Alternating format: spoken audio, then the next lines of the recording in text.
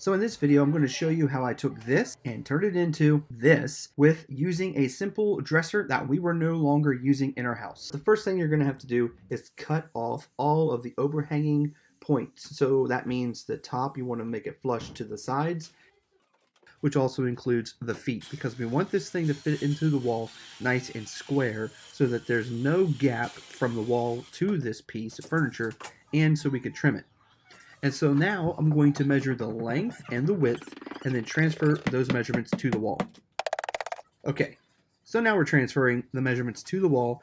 I'm using a level so that when I cut this, I know that it's going to be square and I won't have any issues. Now, you are going to see me using this mask throughout this entire video. This is an amazing mask that will keep all the dust out, and it also allows your glasses to not fog up. So if you are interested in purchasing one, click the link down in the description.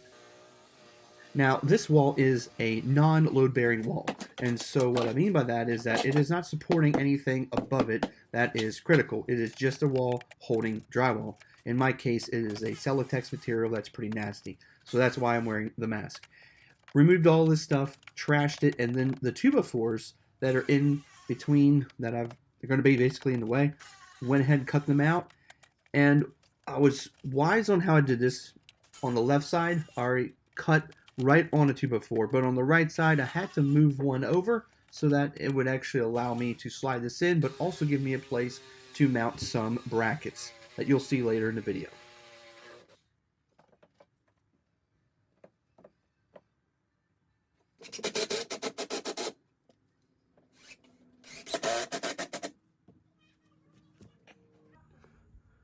Hello.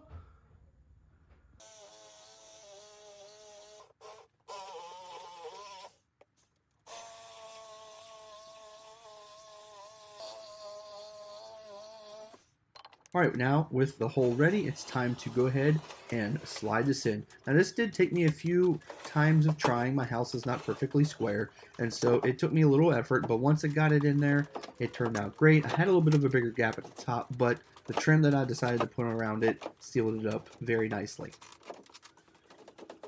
Now behind in the wall, I was going to use these brackets to be able to hold it from moving further in the wall, and I used about 4 of these things, but this is me just showing you only the one I put on in that 2x4 that I talked about earlier. I also put them on the floor to keep the floor from moving, and I put it in the back on the opposing side.